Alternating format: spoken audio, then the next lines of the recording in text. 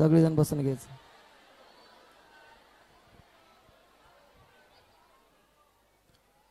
आचार्य जी को आज के दिन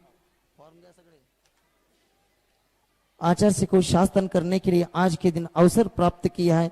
सुचित्राबाई रमेश साहूजी जालना नेमिराज परिवार जालना निवासी, इन्होंने 1,11,111 रुपए की कलश की स्वीकृति दी.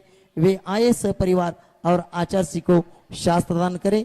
राजू जी सेठी, सुरेश चंद्र जी सेठी, इन्होंने कोटा राजस्थान निवासी तलवाड़ी कोटा राजस्थान निवासी, इन्होंने भी 1,11,111 रुपए की एक कलश की स्वीकृति दी.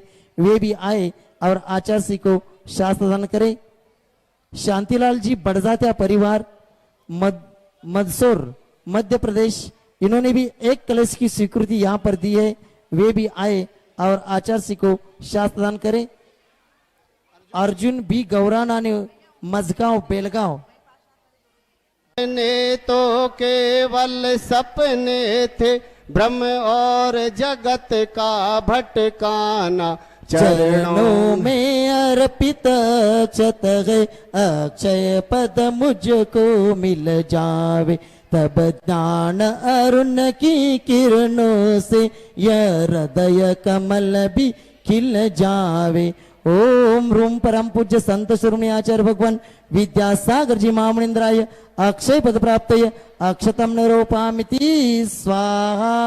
इन विषय भोग की मदिरा पी मैं बना सदा से मत वाला, तृष्णा को तृप्त करें जितनी उतनी बढ़ती इच्छा ज्वाला. मैं काम भाव विध्वंस हेतु मन सुमन चढ़ाने आया हूँ. यह मदन विजेता बन न सके यह भाव हृदय में लाया हूँ. ओम रूम परम पूज्य संत शिरोमणि आचार्य भगवान विद्यासागर जी महामुनिंद्राय काम बाणी विनाशनाय पुष्पम निरूपामिति स्वाहा. इस क्षुधा रोग की व्यथा कथा भव भव में कहता आया हूँ. अति भक्ष भक्ष भके फिर भी मन तृप्त नहीं कर पाया. नैवेद्य समर्पित करके मैं तृष्णा की भूख मिटाऊंगा. अब और अधिक न भटक सकूं यह अंतर बोध जगाऊंगा. ओम रूम परम पूज्य संत शिरोमणि आचार्य भगवान विद्यासागर जी महामुनिंद्राय क्षुधारोग विनाशनाय नैवेद्यम निरूपामिति स्वाहा. मोह अंधकार से व्याकुल हो निज को नहीं मैंने पहचाना, आग देश में लिप्त रहा इस हाथ रहा बस पछताना. मेरा तम दूर भगा देना तुम ज्ञान दीप की बाती से मम अंतर दीप जला देना. ओम रूम परम पूज्य संत शिरोमणि आचार्य भगवान विद्यासागर जी महामुनिंद्राय मंदकार विनाशनाय दीपम निरूपामिति स्वाहा. अशुभ कर्म ने घेरा है मैंने अब तक यह माना था, बस पाप कर्म तज पुण्य कर्म को चाह रहा अपनाना था. शुभ अशुभ कर्म सब रिपुदल है मैं इन्हें जलाने आया हूँ. इसीलिए तव चरणों में अब धूप चढ़ाने आया हूँ. ओम रूम परम पूज्य संत शिरोमणि आचार्य भगवान विद्यासागर जी महामुनिंद्राय अष्टकर्मदनाय धूपम निरूपामिति स्वाहा. भोगों को इतना भोगा कि खुद को ही भोग बना डाला, साध्य और साधक का अंतर मैंने आज मिटा डाला. मैं चिदानंद में लीन रहूं पूजा का यह फल पाना है, पाना था जिसके द्वारा वह मिल बैठा मुझे ठिकाना है। ओम रूम परम पूज्य संत शिरोमणि आचार्य भगवान विद्यासागर जी महामुनिंद्राय महा मोक्ष फल प्राप्ति फलम निरूपामिति स्वाहा। जग के वैभव को पाकर मैं निस दिन के साल मस्त रहा, चारों गतियों की ठोकर को खाने में ही अभ्यस्त रहा। मैं हूँ स्वतंत्र ज्ञाता दृष्टा मेरा पर से क्या नाता है, कैसे अनर्घ्य पद पा जाऊं यह अरुण भावना बाता है। ओम रूम परम पूज्य संत शिरोमणि आचार्य भगवान विद्यासागर जी महामुनिंद्राय अनर्घ्य पद प्राप्ति अर्घ्यम निरूपामिति स्वाहा। भावों की निर्मल सरिता में अवगाहन करने आया हूँ, मेरा सारा दुख दर्द हरो यह अर्घ भेंटने लाया हूँ। मूर्ति है आराधक हे योगीश्वर हे महासंत, है अरुण कम ना देख सके युग युग तक आगामी वसंत। ओम रूम परम पूज्य संत शिरोमणि आचार्य भगवान विद्यासागर जी महामुनिंद्राय अनर्घ्य माला पूर्णार्घ्यम निरूपामिति स्वाहा। नमस्तु भगवान नमस्तु भगवान नमस्तु नमस्तु नमस्तु। ओम नमः सिद्धेभ्यः, ओम नमः सिद्धेभ्यः, ओम नमः सिद्धेभ्यः। अहिंसा परमो धर्म की आचार्य गुरुवर श्री कुंद कुंद भगवान की, आचार्य गुरुवर श्री ज्ञान सागर मुनि महाराज की। जय परम पूज्य संत शिरोमणि आचार्य भगवान विद्यासागर जी महामुनि राज्य की, समस्त आचार्य संघ की।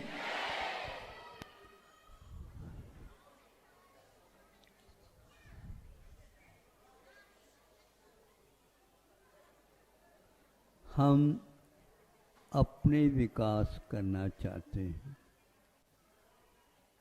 किसके माध्यम से करना चाहते हैं?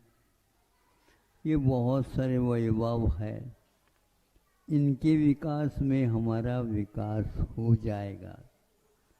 आज सोचते सोचते यहाँ तक तो अपने बारे में सोचना फिर भी ठीक है, अपने कार्य में लग जाओ, लेकिन ये सोचते सोचते अड़ोस पड़ोस की उन्नति न हो,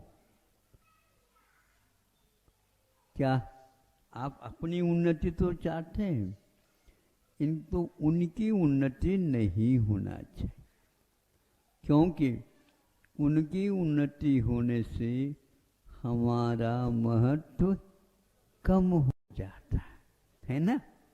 ऐसा मन में आता भाव, ये अधर्म भाव माना जाता है।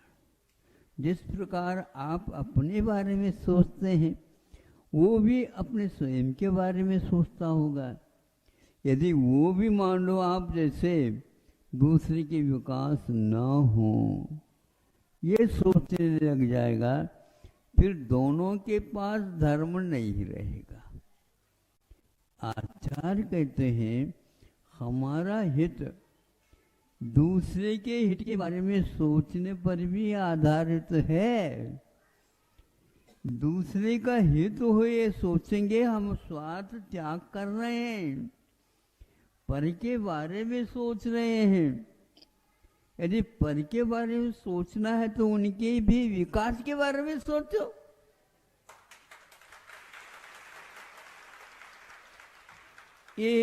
ये धार्मिक भाव माना जाता है, लेकिन इसकी कीमत बहुत होती। कितनी है कीमत? ये तो जीवन को भी आप बेच दो तो भी यह मिल नहीं सकता। आपको चाहिए, मुफ्त मिल रहा है, कोई पैसा खर्च करने की आवश्यकता नहीं। अड़ोस पड़ोस में सबका हित हो, जब सबका हित हो इस प्रकार सोचेंगे तो अपना हित किसमें होता है? इस प्रकार के सात्विक भाव रखने से। गुणिषु प्रमोदम कहा है। गुणियों को देख करके प्रमोद का भाव उल्लास होना चाहिए, किंतु हमारी नाक क्या होती, सिकुड़ जाते हैं। दूसरे की बात करते हैं तो महाराज सिर दर्द होता है। आपका सिर दर्द बहुत प्रशिक्षित लगता है। कितने किनके पास जाकर ये प्रशिक्षण लिया है? इसके लिए विद्यालय, महाविद्यालय, विश्वविद्यालय खोलने की आवश्यकता नहीं है।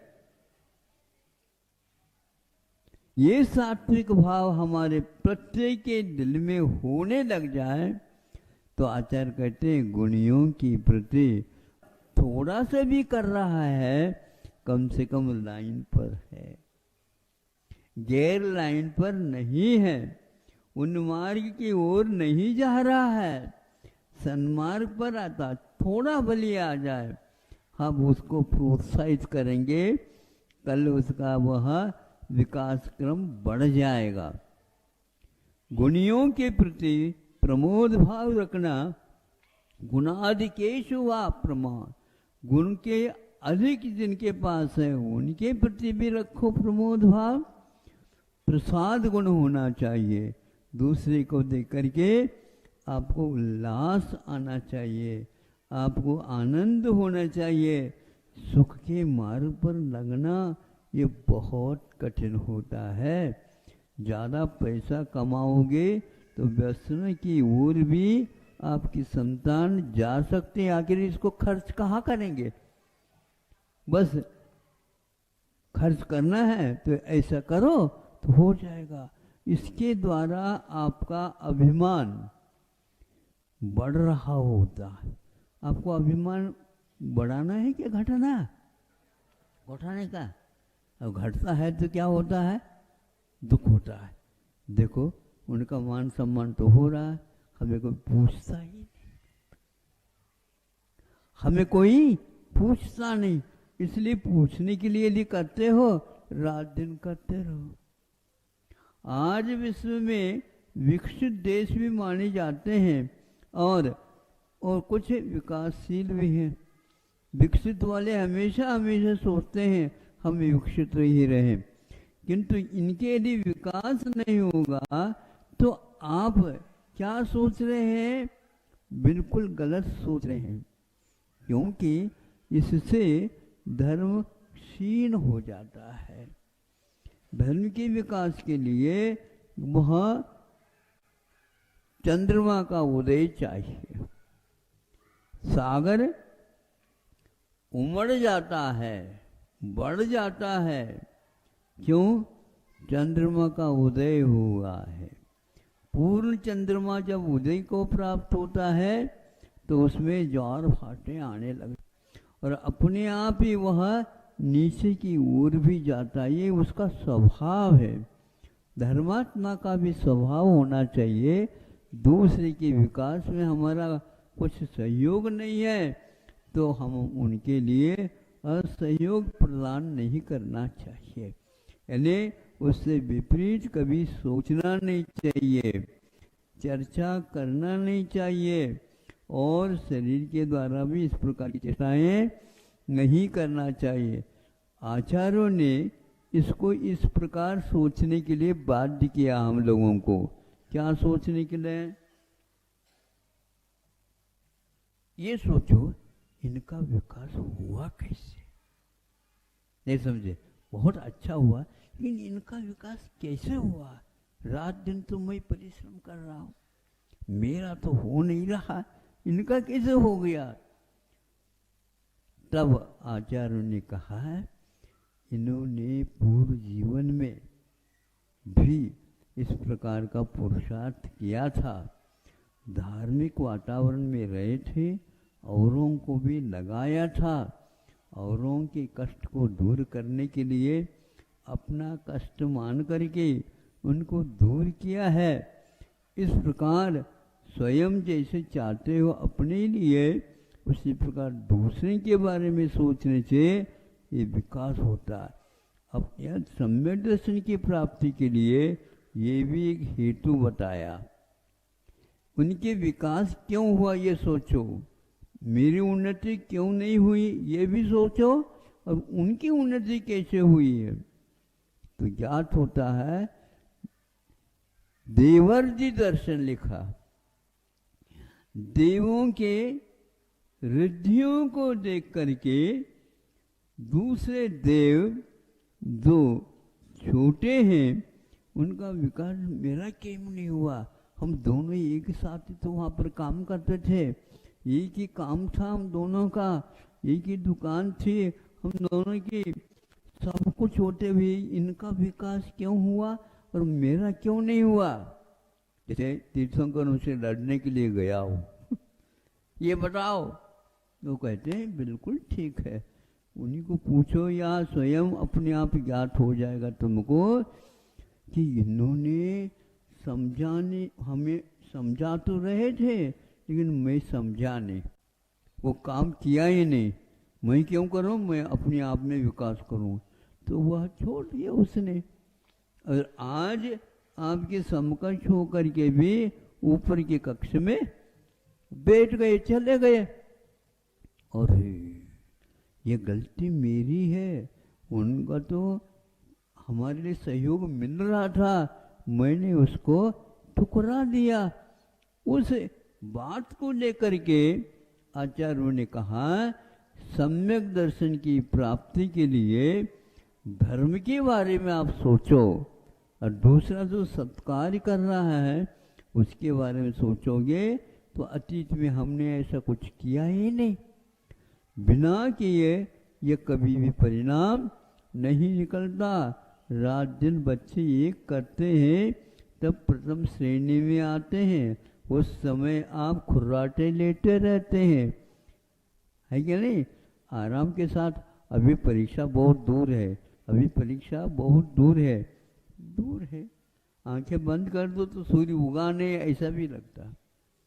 आंखें तो खोलो ताकि सूर्य का दर्शन हो जाए। सुबह सुबह नींद अच्छी आती तो वह उठाते हैं, अलार्म की घड़ी है वो भी उठाती है तो उस बटन दबा देता, क्योंकि थोड़ा सा और झपकी ले लो। लेते लेते लेते जब देर हो जाता है तब माँ कहती है उठता है क्या नहीं, तो वह ठंड का दिन है मान लो, भगवान के अभिषेक बाद में कर लेंगे, कर लो अभिषेक, तो अपने आप उठ जाता। जाएगा कब, भोजन आदि कब करेगा, विद्यालय जाना। तो यह बात बाद में समझ में आ जाती है, हमने अध्ययन किया नहीं और परिणाम की ओर देख रहे हैं, फिर बाद में लिख दे पेपर में गुरुजी कृपांक भी होते हैं, और तुम्हारे ऊपर कौन कृपांक करेगा। दक्षिण में कृपांक के लिए कहते थे कृपा तो होनी चाहिए, बिल्कुल ठीक है, एक आध हो गुण तो उसको डाल जा सकता। अंक जो है आपको नहीं मिले, उल्टे गिनो ऊपर से 33वीं नंबर नहीं मिल पा रहे हैं, और फिर भी हम प्रथम श्रेणी वाले आए हैं, वहां तक चले जाएं, कैसे जाओगे। आज लगभग हवा यही चल रही है। आरक्षण का परिणाम हमने कुछ अध्ययन में नहीं किया, लेकिन यही आता है कि हम अंक चाहते हैं लेकिन बिना परिश्रम के। तो देवर्षि दर्शन आपको याद करना है। अन्य एक देव दूसरे देव की रिद्धियों के बारे में सोचता है, वैभव के बारे में सोचता है, शरीर की कांति के बारे में सोचता है, अध्ययन के बारे में सोचता है, तो वह निश्चित रूप से इन्होंने किया है और हमने कुछ भी नहीं किया है। इस अब परिश्रम करोगे, परिश्रम नहीं करोगे तो कभी भी आप खाया हुआ जो अन्न है उसको पचा भी नहीं सकोगे। हाँ, बच्चों को ज्यादा पैसा मत दे लाओ, किंतु उसको परिश्रम सिखाओ तो वह अपने आप कहेगा पिताजी हम भी करना जानते हैं, बेटा इतने ले लो अब दुकान खोलो। नहीं नहीं, हम जाएंगे बड़े नगरों में और कमा करके दिखाएंगे कमाई ऐसी होती है। हाँ बेटा अभी तो पहले देख तो दो क्या हो रहा, एक पाई नहीं तुम्हारे पास, हमें देने की कोई आवश्यकता नहीं, हम ही खड़े हो जाएंगे। कर्मठता चाहिए, ये सिखाओ उनको, श्रम सिखाओ उनको। ऊपर से कोई कृपा नहीं होती, कृपा तो उन्हीं के ऊपर बरसती है, भगवान की कृपा। कौन? जो स्वयं अपने आप को संभालता है। संभालता है तो फिर दूसरे को संभालने की क्या आवश्यकता है? थोड़े बहुत हाथ लगा दो ठीक है, लेकिन परिश्रम तो अपने को करने, क्योंकि अपने पेट में जो डाला है वो तभी पच सकता है जब हम मेहनत करेंगे, जब हम पुरुषार्थ करेंगे, जब हम सात्विक भाव करेंगे। यदि कषाय भाव रखेंगे तो खाया हुआ पचता नहीं। क्या होता? क्रोध के साथ, मान के साथ, माया के साथ यदि आप भोजन आदि करते हैं, निश्चित है परिणाम निकलता है तुमने ऐसे ऐसे भाव किए इसलिए तो ऐसा ये पचा ही नहीं और पच सकता ही नहीं। जब खाया हुआ अन्न यदि नहीं पचेगा तो घर में बहुत मेवा मिष्ठान है, वो किन के लिए? आप लोगों के नसीब में नहीं है। अरबपति भी खरबपति भी हैं, लेकिन बहुत अच्छे खाते होंगे पीते होंगे। अच्छे क्या, दवाई तो अच्छे खाते हैं, भोजन अच्छे नहीं कर सकते। गेहूं नहीं खा सकते, शक्कर नहीं खा सकते, घी नहीं खा सकते, दूध नहीं ले सकते, कौन से रहेगा आप बताओ? सभी तूप घी तो कह दिया, ये सब नहीं खा सकते, नहीं खा सकते, फिर क्या खा सकते हैं? तो डॉक्टर लोग कहते हैं गम खाओ, यानी दुख का सेवन करो। दुखम सह जी निद्रा, इस प्रकार मूलाचार में भी पाठ आया। जितने आप दुख को सहन करोगे उतने ही घुट जाओगे, शक्ति आएगी, परिश्रम करने की क्षमता आएगी, अन्यथा ऐसे बैठे रहोगे। महाराज ये बेटा चल नहीं पा रहा है, आपने चलाया ही नहीं तो कैसे चलेगा? लाड़ प्यार ज्यादा करने से वो चलना भूल जाएगा, अपने आप ही चलेगा। वो वहां पर जाकर के बैठो, आप बेटा स्वयं नहीं उठो, अब खिसकेगा, खिसकता आएगा तो अपने आप एक बार उठ करके बैठना भी चालू कर देगा, अपने आप गति आ जाएगी। इसी प्रकार उसको पाला जाता, पोषा जाता, किंतु जब वह युवा हो जाए उस समय उसको कहा जाएगा तुम अपना संभालो, अब ये घर ही तुम्हारा है, मेरा यहां पर कुछ नहीं। इस प्रकार आप परिश्रम की ओर देखोगे, आरक्षण अपने आप ही समाप्त हो जाएगा। यानी दूसरे को सहयोग तो दो, लेकिन ऐसे नहीं कि आराम तन्वी के साथ दे दो। योग्यता का ही मूल्यांकन होना चाहिए। भारत में इसकी बहुत कमी हो गई है। योग्यता का परीक्षण हुए बिना ये परिश्रम कर ही नहीं सकते। एक बार चटका लग जाना चाहिए, उसको भीतर से रुचि जागृत हो लेना चाहिए। भोजन की यदि इच्छा नहीं होती और खाओ बेटे कुछ नहीं खाएगा वो, फिर दवाई खिलानी पड़ेगी। इसलिए उसके उद्दीपन की ओर देखो, उसके विकास की ओर देखो, विकास की सामग्री की ओर देखो, वो क्या खाता, क्या पीता, कैसा रहता, आदि आदि ये देखा करो, ताकि आप अपने जीवन को जिस प्रकार बना लिए उसी प्रकार उसका भी बन जाए। इसको देवर्षि दर्शन कहा है। देवों की रिद्धियों को देखने से हमें सम्यक दर्शन प्राप्त हो सकता है। इसका अर्थ दूसरे व्यक्ति जो अपने कार्यों में व्यस्त हैं उसको देखने से भी हमें अपना बोध हो जाता है और उसी के अनुसार हम चलते ही हैं। ये भेड़ चल नहीं मानी जाती, किंतु ये एक लाइन से होने से अपने आप ही, हाँ अपने आप ही वो समझ में आने लग जाती है।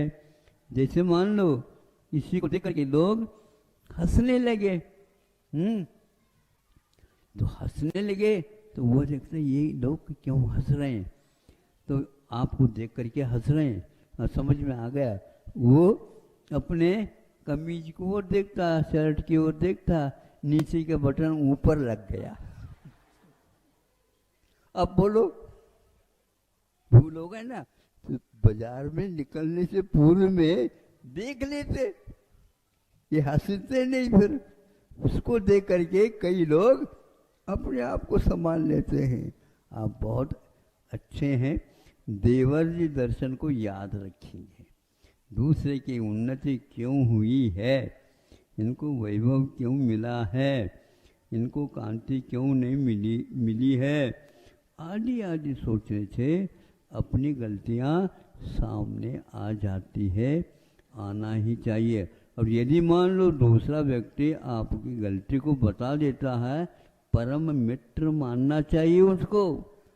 हम अपने दोष को नहीं पहचान पाए और यह जो है हमारे लिए बता दिया, ये बहुत गुरु माना जाता है। इसको शास्त्रों में कहा तुम तो हमारे लिए गुरु बन गए, क्योंकि मुझे समझ में नहीं आता था, लेकिन आज आपने बताया।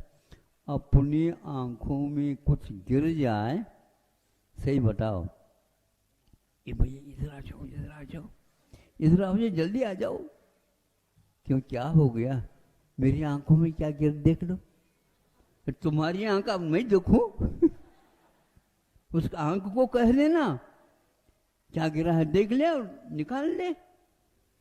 अपनी आंख में जो गिर जाती वस्तु उसको दूसरा ही दिखा सकता, निकाल सकता। इसलिए आप दूसरे के लिए सहयोग दो, दूसरा आपके लिए अपने आप ही सहयोग देगा। इस प्रकार दोनों के विकास कार्यक्रम प्रारंभ हो जाएंगे। आज तो 2-3 मिनट ज़्यादा हो गए, आप अच्छे भाग्य करके आयो आज, नहीं तो 15 मिनट ही मिलता था। बहुत अच्छा। आज के इस विषय को देवर्षि दर्शन के माध्यम से हमेशा याद रखना और जो साथी संगाती हैं उनको भी बता देना। अहिंसा परमो धर्म। चलो परम पूज्य संत शिरोमणि आचार्य भगवान विद्यासागर जी महामुनि राज की, समस्त आचार्य संघ की